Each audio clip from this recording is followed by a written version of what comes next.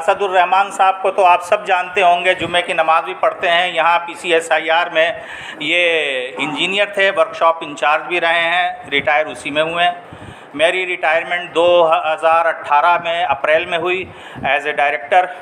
اس کے بعد میں نے چارج ندیم گوہر صاحب کو دیا، تو میری ریٹائرمنٹ کے نومبر میں آپ ریٹائر ہوئے نا، پھر اگر اسی سال 2018 میں یہ نومبر میں ریٹائر ہوئے، تو اس کے بعد سے ان کی بھی ماشاءاللہ یہ اپنے جاب کے دوران جو ہے انہوں نے عالم کا کورس کیا ہے پورا، اور باقاعدہ پہلے کچھ سال جو ہے 6 سال آپ نے ظفر علی خان صاحب کے ہاں شام کی کلاسز لی ہیں۔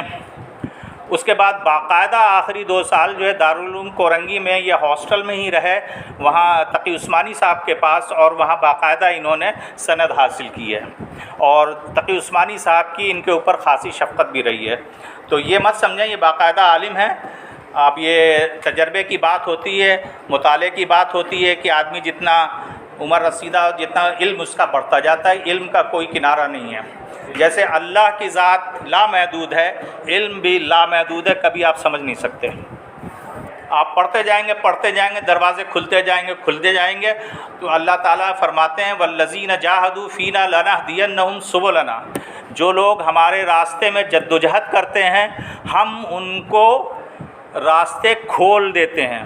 اب یہ آیت یہاں مجھ پہ بھی صادق آ رہی ہے کہ میں نے جب یہ ایپیزوڈ سنے ان کے، تو پھر جو ہے میں نے اسد صاحب کو بھیجا، انہوں نے بھی سنا، تو یہ پارک میں وہاں گھر کے قریب ہیں، پارک میں تھے، تو شام میں آ کر کے ایک دن مجھے کال کیا شمشاد صاحب کو، میں نے ایک صاحب دیکھا پارک میں بیٹھے ہوئے ہیں، وہ بالکل التیجانی صاحب، فاروق رضا التیجانی صاحب کے ساتھ جیسے ہیں۔ تو میں نے کہا کہ ٹھیک ہے، پھر آپ کل جائیے سلام کیجیے، اور پھر براہ راست کوئی اور بات نہیں، آپ پوچھ لیے آپ فاروق رضا التیجانی صاحب ہیں۔ انہوں نے کہا، انہوں نے آ کے فوراً مغرب کی نماز کا وقت ہو رہا تھا، بس انہوں نے مجھے کال کیا، میں نے کہا اتنی جلدی کیا ہے جو کال کیا؟ کہہ رہے ہیں بس ملاقات ہو گئی، وہی ہیں۔ میں نے کہا پھر ٹائم سیٹ کر لیجئے اور پھر کسی دن ہم ملاقات کے لیے چلتے ہیں۔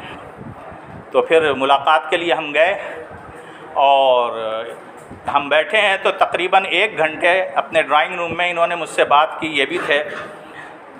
تو میں جو ہے یہ بکس میں اس لیے لے آیا تھا کہ یہ بکس کا مطالعہ میرا اس ٹاپک کے اوپر تھا، زمانہ آخر کے متعلق جو احادیث ہیں، آپ صلی اللہ علیہ وسلم کی حدیث کے بالکل آخر کا چیپٹر ہے، جس میں باب علامات قیامت ہے، باب الملاحم ہے۔ ملحمہ کہتے ہیں جنگوں کو، عربی میں ملحمہ گوشت کا ٹکڑا ملاحم ہے، کیونکہ جنگ میں جب ہوتی ہے تو گوشت انسان کا بکھر جاتا ہے، تو عربی میں ملحمہ کہتے ہیں جنگوں کو، باب الملاحم ہے، پورا جنگوں کا ایک باب ہے جو آپ صلی اللہ علیہ وسلم فرمایا آخری زمانے میں شدید جنگیں ہوں گی، اور یہ جنگیں ایسی ہیں جو نہ اس سے پہلے ہوئی ہوں گی پہلے، نہ بعد میں ہوں گی۔ اور عیسائیوں کے ہاں بھی یہ عقیدہ ہے، اس کو آرمیگڈون کہتے ہیں۔ اس کو کیا کہتے ہیں؟ آرمیگڈون۔ آرمیگڈون کے معنی ہیں، یہ ان کی بائبل کا لفظ ہے، A very big war which will be fought between the forces of evil and good، یعنی خیر اور شر کے درمیان، before the end of this world، اس کائنات کے خاتمے سے پہلے ایک بہت بڑی جنگ ہوگی جس کو وہ آرمیگڈون کہتے ہیں۔ یہودیوں کے ہاں بھی یہ ہے the last crusade، آخری مارکا، اور وہ آخری مارکا کس نظریے سے لڑیں گے؟ the greater اسرائیل قائم ہو فلسطین میں، داؤد علیہ السلام کی سلطنت، سلیمان علیہ السلام کی سلطنت، یہ ان کا خواب ہے، اور اللہ نے ان کو باقی رکھا ہوا ہے، اسی لیے اب تک ان کو ختم نہیں کیا ہے۔ سب سے آخر میں جب سارے انسان ختم ہو جائیں گے، اور یہ جو ابھی آپ کو بتائیں گے 3rd ورلڈ وار ہونے کو ہے، سر پہ کھڑی ہوئی ہے بالکل آپ کے، اس میں 99% 95% انسان دنیا ہلاک ہو جائے گی۔ ابھی میں کھل کے نہیں بتا رہا ہوں، التیجانی صاحب خود بتائیں گے، ٹھیک ہے؟ تو وہ جو ہے جب یہ دنیا اپنے اینڈ پہ پہنچ رہی ہوگی، ختم ہو جائیں گے، تو ابھی آبادی جو ہے 8 ارب ہے دنیا کی تقریباً، تو 8 ارب آبادی میں سے 7.5 ارب سے زیادہ، یعنی صرف 8 کروڑ لوگ بچے، جس میں اس وقت یہودی 1.5 کروڑ 2 کروڑ ہیں تقریباً، تو یہ آبادی میں غلبہ پا لیں گے، بڑی آبادی ہو جائے گی۔ قرآن میں اس کا وعدہ ہے، التیجانی صاحب آپ کو پھر تفصیل سے بتائیں گے، ٹھیک ہے؟ تو اللہ پھر آخر میں لاسٹ میں جو مارکا ہوگا، جو ہمارا عقیدہ یہ بھی آخری قیامت کی 10 بڑی نشانیوں میں سے ہے کہ عیسیٰ علیہ السلام نزول کریں گے اور ان کے ہی ہاتھوں ان کا خاتمہ ہوگا۔ اسرائیل میں مسلمانوں کا لشکر جائے گا ادھر سے، یہ جو خطہ ہے پاکستان کا، افغانستان کا اور ایران سے، جس کو خراسان کہتے ہیں، ایک لفظ اور بھی دیگر لفظ آئے ہیں حدیث میں، ہند سندھ، اور یہ علاقہ میرے عرب کو آئی ٹھنڈی ہوا جہاں سے، میرا وطن وہی ہے، میرا وطن وہی ہے۔ یہ علامہ اقبال نے حدیث کا ایک منظوم ترجمہ کیا ہے، جس کا مفہوم اردو میں یہ ہے کہ آپ صلی اللہ علیہ وسلم نے فرمایا مجھ کو ہند سے ٹھنڈی ہوائیں آ رہی ہیں۔ تو اب جو زمانہ آنے والا ہے وہ سینچری شروع ہو چکی ہے، یوکرین اور رشیا کی جو جنگ ہے یہ 3rd ورلڈ وار کا آغاز ہے، یہ معمولی جنگ نہیں ہے، یہ ایٹمی جنگ ہے، ٹھیک ہے؟ اوکے، تو اور لوگ نہیں آئے ابھی؟ اسٹاف کو بلاؤ، بول دیا سب کو، اچھا تو پھر شروع، تو میں ایسی سے کروں یا پھر بعد میں شروع کرتا ہوں؟ جب تک میں پڑھوں پھر آپ کی مرضی ہے، نظر آ گئے آپ۔ چلو پھر ہم کو شروع کر دیتے ہیں۔ اس کا اسٹینڈ ہوگا تھوڑا رکھیں گے، اسٹینڈ اس کا کہاں نہیں ہے؟ اسٹینڈ ہوگا بیٹا اس کا۔ ارے ندیم نہیں، کہاں چلے گئے؟ دیکھو اس پہ کور سے دیکھو، دیکھو بیٹا اس میں دیکھو،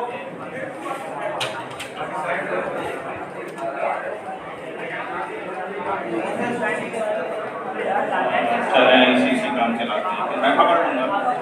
اچھا،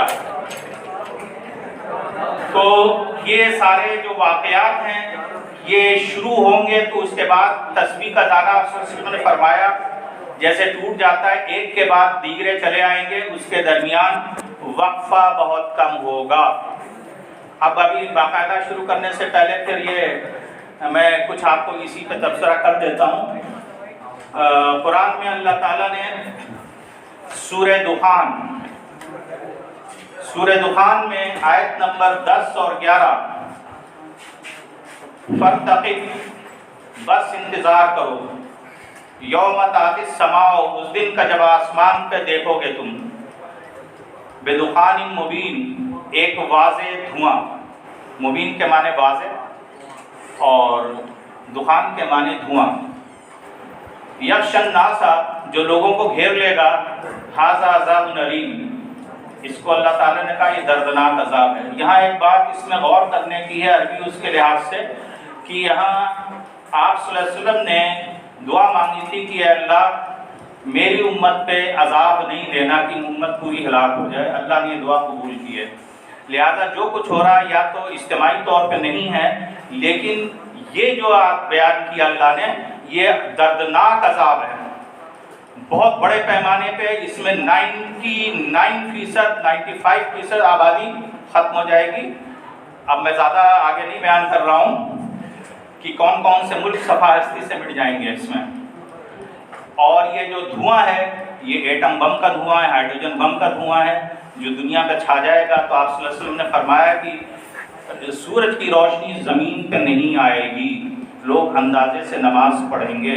اور یہ پیریڈ یہ فاروق رضا التاجانی صاحب کی 20-22 سال کی ریسرچ ہے کہ تقریباً 1 سال رہے گا، یہ بڑا لمبا پیریڈ ہے۔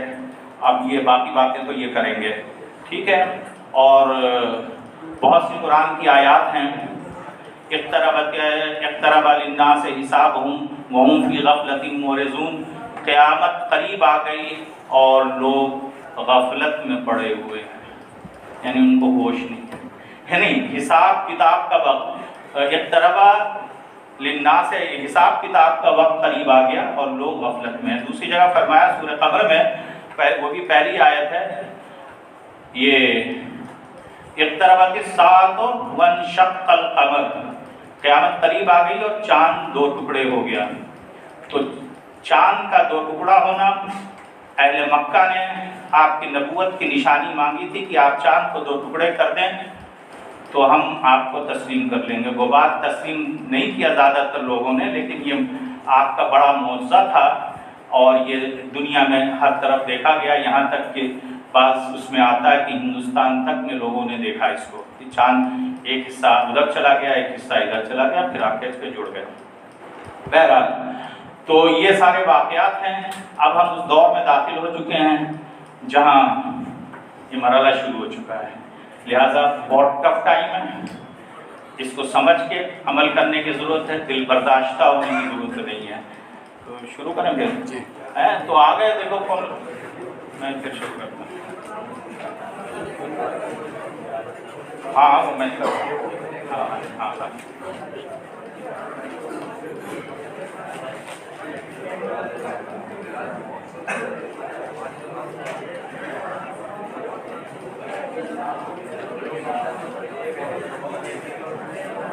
اچھا، جب میں باقاعدہ اس کا آغاز کرتا ہوں،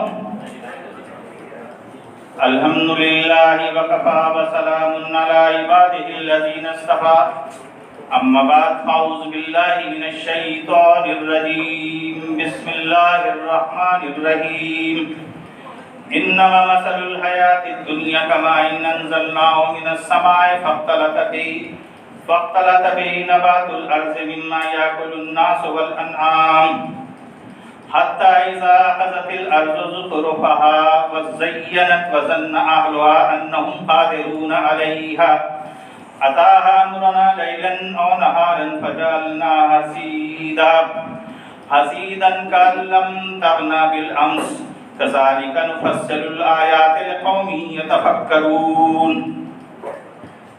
کتاب فطرت کے سربرق پہ جو نام احمد رقم نہ ہوتا، یہ نقش ہستی ابھر نہ سکتا، وجود لوح و قلم نہ ہوتا، یہ محفل کن پھکا نہ ہوتی، جو وہ امام امم نہ ہوتا، زمین نہ ہوتی، فلک نہ ہوتا، عرب نہ ہوتا، عجم نہ ہوتا، مصطفیٰ کی ذات ہے وہم و گماں سے بلند، اور خدا کا حسن انتخاب اور انتخاب لاجواب، نجات تھا نہ اب ہے نہ ہوگا میسر، شریک خدا اور جواب محمد۔ اور ایک شعر آخر میں اور ہے، خدا کو ماننے والا مسلمان ہو نہیں سکتا، خدا کو ماننے والا مسلمان ہو نہیں سکتا، بجز حب محمد کامل ایمان ہو نہیں سکتا۔ اچھا، یہ جو آیت تلاوت کی، اس کا میں ترجمہ پڑھ دیتا ہوں، اور یہ بڑی اہم آیت ہے۔ اللہ نے انسانوں کو، جو لوگ غور و فکر کرتے ہیں، ان کو متنبع کیا ہے۔ دنیا کی مثال وہی ہے جیسے ہم نے پانی اتارا آسمان سے، پھر ملا جلا نکالا اس سے سبزہ زمین سے، جو کہ کھائیں آدمی اور جانور، یہاں تک کہ جب پکڑی زمین نے رونق اور مزین ہو گئی، اور خیال کیا زمین والوں نے کہ یہ ہمارے ہاتھ لگے گی، ناگاہ پہنچا اس پر ہمارا حکم، رات کو یا دن کو، پھر کر ڈالا اس کو ہم نے ڈھیر کاٹ کر، گویا کل یہاں نہ تھی آبادی۔ اس طرح ہم لکھ کر بیان کرتے ہیں نشانیوں کو ان لوگوں کے سامنے جو غور کرتے ہیں۔ یہ مثال ہے، انما مثل الحیات الدنیا، یہ مثال دنیا کی زندگی کی ہم بیان کرتے ہیں۔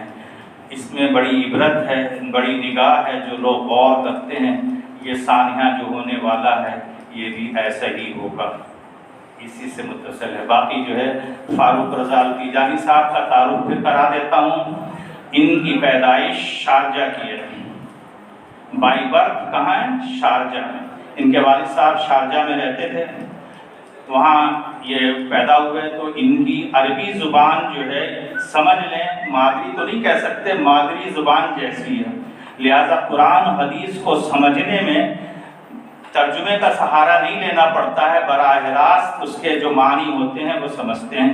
اسی لیے بہت ساری ان ٹاپکس پہ جو ان کی ریسرچ ہے وہ ڈیپ ہے، جیسے دخان ہے کہ کس چیز کا دھواں ہے، آج تک مفسرین نہیں لکھ سکے کیونکہ اس کا وجود ہی نہیں تھا، اور ابھی بھی اس کو اپڈیٹ نہیں کیا ہے، یہ انہوں نے بتایا۔ اور یہ جو کتاب ہے اس میں ابو متوکل صاحب کی آپ چاہیں تو مل جائے گی، یہ پڑھ سکتے ہیں، قرۂ ارض کے آخری ایام، اردو ترجمہ انگلش سے، بہت بڑے اسکالر ہیں۔ تو یہ ایٹم بم اور हाइड्रोजन बम का धुआं अगर तूफान के तर्जुमा कर दिया जाए एटम बम तो गलत नहीं होगा।